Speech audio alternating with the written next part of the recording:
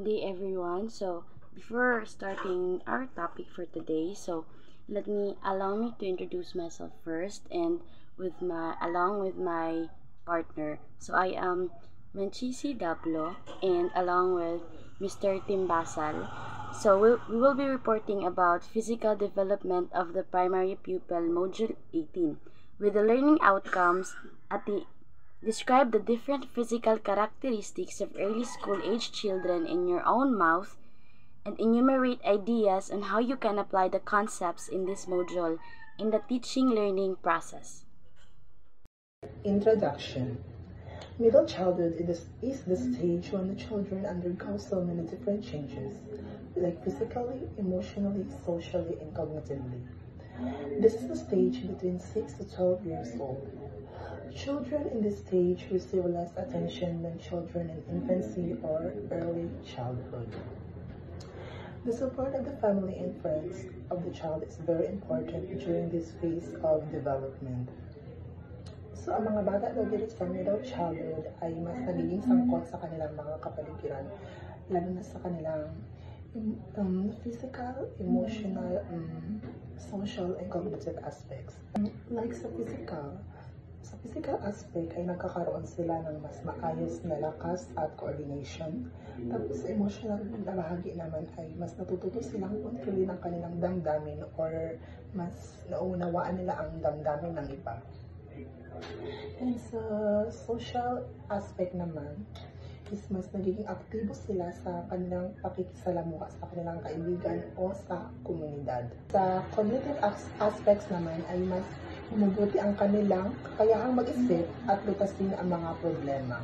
So, though ang mga bata dito sa middle childhood ay nakaka-receive ng less attention, it's because malaki na sila at alam na nila kung ano ang gagawin nila at marunong na sila tumayo sa kanilang sariling pa. Unlike sa infancy na nagkakamang-kamang pa ang bata, so walang need pa kay attention sa family. And also, the support of the family and friends are very important to them kasi para mas magawa nilang maayos ang kanilang ginagawa at mas umunlad ang kanilang pag-develop. So, there are 6 physical development involves in many different factors.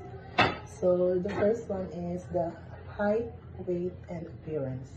So, I think for me, ang height, weight, or appearance is connected lang silang to. Like, for example, like, for me lang po like, pag ang height, pag di ba ang bata nag-develop, so ga-develop po ang height. So, pag ang height ga-develop po ang weight. So, pag ang height o ang weight ga-develop or grow or expand, ibig sabihin ang appearance kay ga-change. So, I think the three of that is already connected. Pag naasa kanila ang isang ga-develop, so ga-develop po ang uban. Pag mag-develop ang height, ga-develop po ang weight. Tapos ang weight, pag nag-develop ng duha, ibig sabihin ga-develop po ang iyang appearance. And also, there are others like visual. So visual abilities naman or paglago ng paningin ng mga bata is, ang mga bata dira ay nagiging mas mahusay sa pagtuon ng kanilang paningin sa mga malalayong bagay or like sa mga detalye. Kabalo na sila mag-identify or magtukoy-tukoy sa mga detalye because of their visual abilities.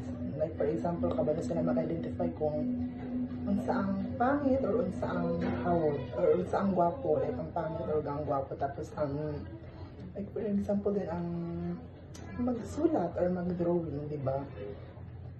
Pag ang bata kay nagagawa niya ng maayos ang kanyang like sinusulat or dinadrawing, and it's because of their visual abilities or paglago ng kanilang paningin.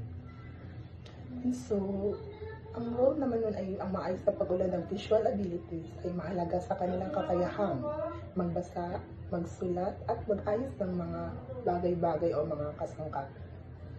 And sa hearing abilities naman or ang pagpapahusay ng mga pandinig.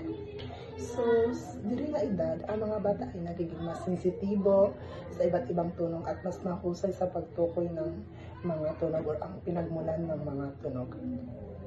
Nakakatulong din sila sa pag-intindi ng mga wika at communication diri sa hearing abilities.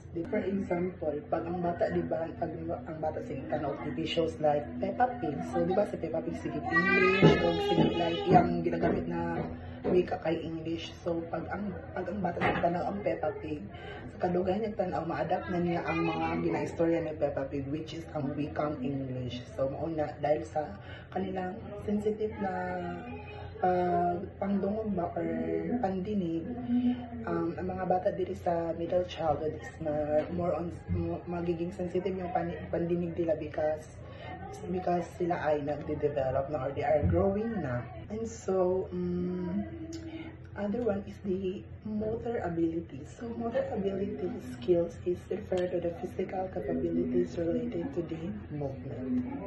So motor abilities daw is like mauni ang mga activity na ginagawa ng mga bata. So there are two types of motor ability skills. In this are the gross motor skills and fine motor skills. So gross motor skills ay ang mga malalaking galaw or mga big activity na need ng coordination sa buong katawan, like major activities good mauna ang dira sa gross motor skills. So ang gross motor skills is di ba di mo na siya mahimo pag dili jud need ng buong coordination sa imong body, di ba?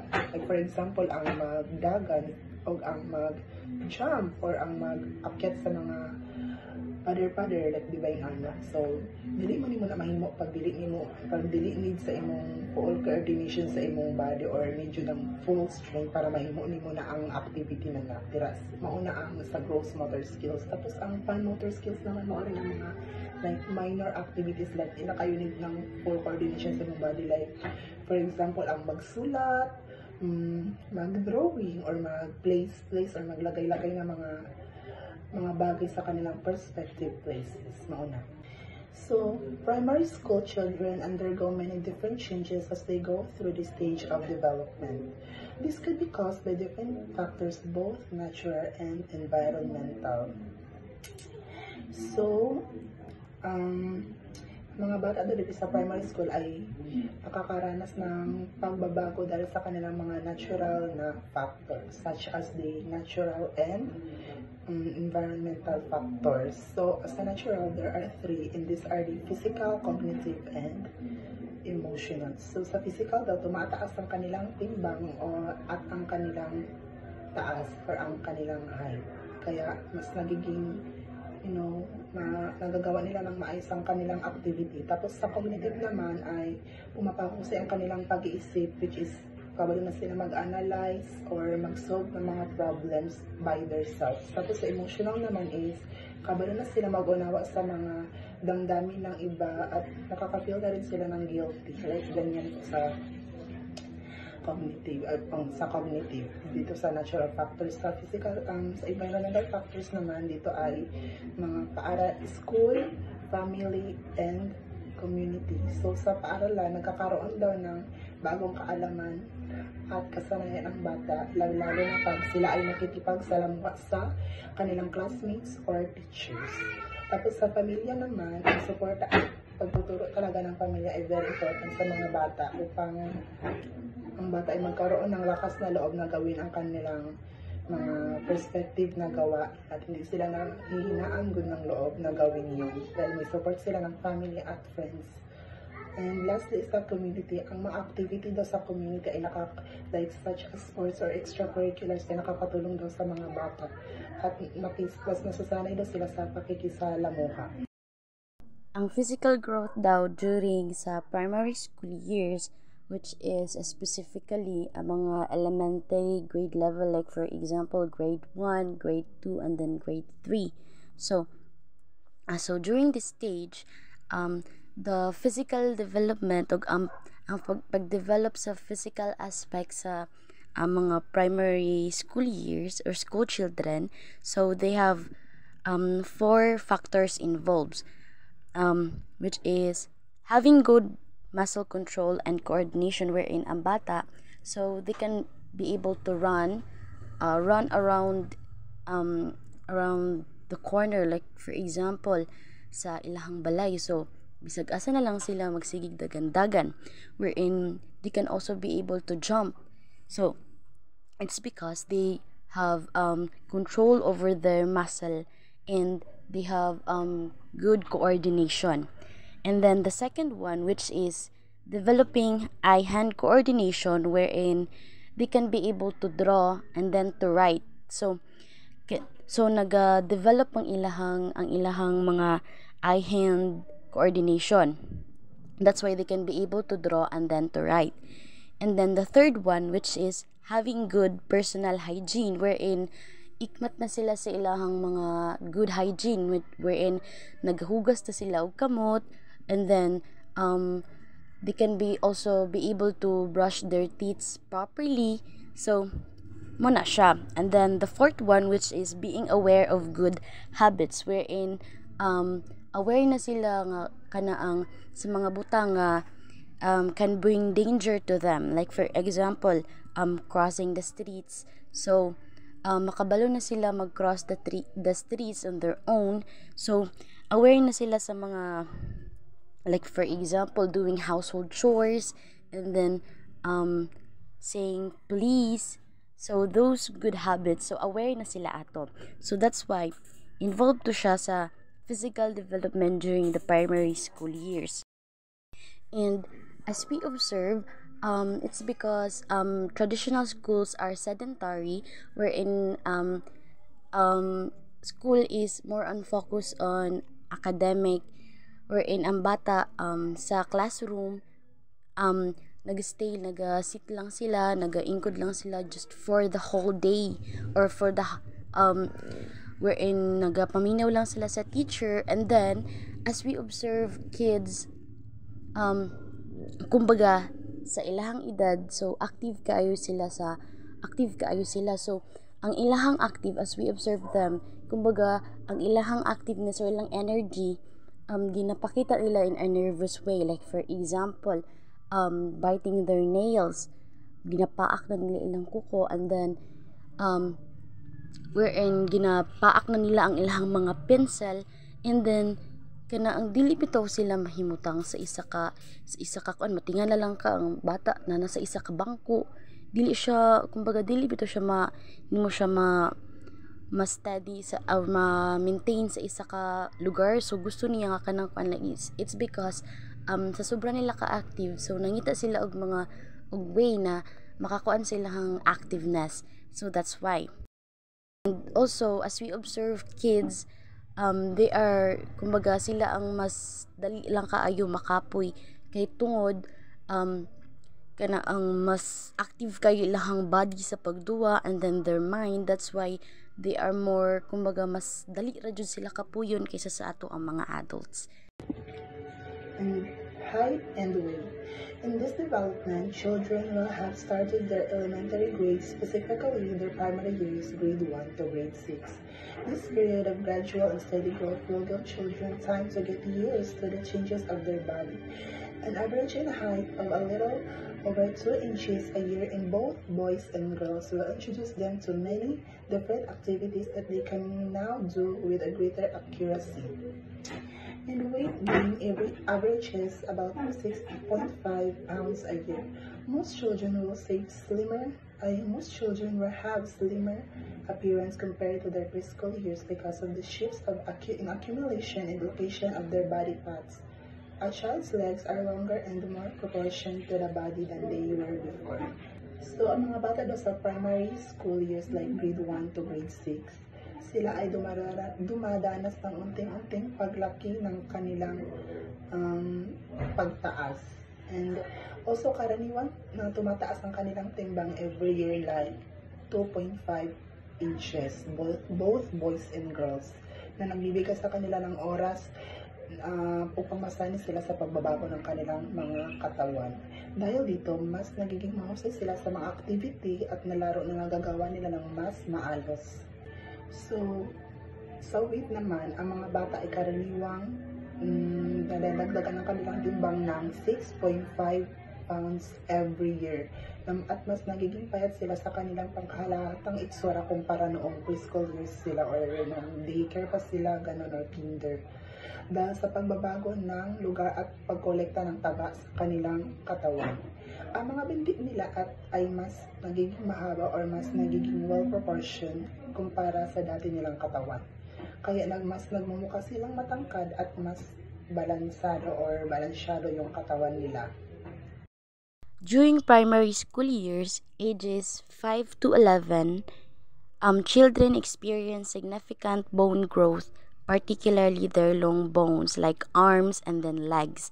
So this growth is fueled by hormones, primarily growth hormone. During sa primary school years nga edad 5 to 11, so ang bata nag-experience sila og bone growth, specifically sa ilahang legs, sa ilahang arms. So ang growth is fueled by their hormones. So nag-focus lang ang ilahang hormones sa growth sa ilahang bones. So and then also diri pod nahitabo where in this stage, so diri pod mahitabo wherein ang baby teeth or the first set of a teeth that develop in a child. So ang baby teeth mo ni siya ang kanang during kanang mga babies na unang tubo sa ilahang mga ngipon. So that's what we call baby teeth. And then kumbaga temporary lang na siya because eventually it will be replaced by a permanent teeth that will occur or will happen around 6 to 7 years up until 12 years old. So mailisan ra na ang mga baby teeth around 6 to 7 years up until 12 years old. And so dira na ang mahitabo ang kanang pag-replace sa baby teeth sa permanent. That's why gina-encourage na during the primary school years sa bata, so gina-advise na mas i-ensure ang calcium intake to help their bones na ma-strengthen ug ang ilahang muscles. It's because bone and muscle is still not complete during this stage. So ang dili pa siya totally complete or totally grown up ang ilahang bones. That's why children during this stage should not engage to activities that uses heavy pressures that will be very difficult for growing bones, muscles, and ligaments. Like for example, mga activities nga nag-engage, like for example, lifting a very heavy thing, like boxes, kanang mga bugat kaayo nga mga box. So dapat dili na sila gina-engage sa mga ingana. It's because it might be difficult for their growing bones, muscles, and ligaments. And then sa motor development of the young school-age children, so as we observe, they are gaining control over the major muscles of their bodies. So dinhian na naghitabo na mas kontrolado na nila ang ilahang mga major muscles sa ilahang bodies. So wherein ang mga bata diri na stage, they really love to move a lot. They run, skip, hop, jump, tumble, roll, and dance. So mas active jud kayo ang ilahang mga lawas. So it's because their gross motor skills are already developed. So ang gross motor skills, so we have two different kind of motor skills. Like what Mr. Timbasal have mentioned, which is the fine motor skills and then the gross motor skills. So the difference between fine motor skills and gross motor skills is fine motor skills is the small or precise movements that use hands and fingers, like for example writing, drawing. So those are the fine motor skills. And then the gross motor skills which is the big strong movements that use your whole body, like jumping, running, rolling. So mao to siya ang mga gross motor skills. So there are two types of activities, which is the unimanual and then the bimanual, wherein unimanual means require the use of one hand, and then bimanual means activities that require the use of two hands. So the motor development skills include coordination, balance, speed, agility, and power. So there are 5 motor development skills na naga-include sa pag ang develop sa physical aspects sa mga primary school age children. So when we say coordination, so this is the ability to move body parts smoothly and together to complete a task. So mao ni nga kana ang kumbaga si coordination nag-help siya nga kana ang i-move or nag-help siya sa mga bata nga wherein they were able to move a lot to complete a certain task, like for example washing a dishes, wherein kanang magsilhig-silhig. So ano siya si coordination nag-help na siya nga kana ang mag-move ang mga body parts sa mga bata. And then the second one, which is the balance, means it's how our body keep itself upright and steady, wherein naakay balanse sa lawas sa bata. So there are two types of balance, which is the static and then the dynamic. So si static, which is standing perfectly on one leg, wherein stable and not moving. Ang kaibahan ni static ug ni dynamic, si static it is when you were be able to balance yourself just using your one leg. So kumbaga dili ka naga-move. So like for example kana magkuan lang ka just standing on one leg. So muna siyang static balance, while the dynamic, which is constantly moving or maintaining balance while moving. Have you ever heard or aware ba mo sa dance, which is the ballerina, na kana ang kumbaga even though they are constantly moving a lot, but then they will be able to balance themselves just using their one leg. Speed, it is how quickly something moves. So speed, like for example speed sa pagdagan sa bata. So naka na siya kung unsa ka kusog ang dagan or unsa ka hinay ang dagan sa kanaang bata. And then agility, which is moving smoothly and quickly, wherein the ability to quickly change or shift the direction of the body, wherein naa sila'y kanaang halimbawa nagadagan sila sa right and then they will suddenly turn to left. So si agility nag-help na siya sa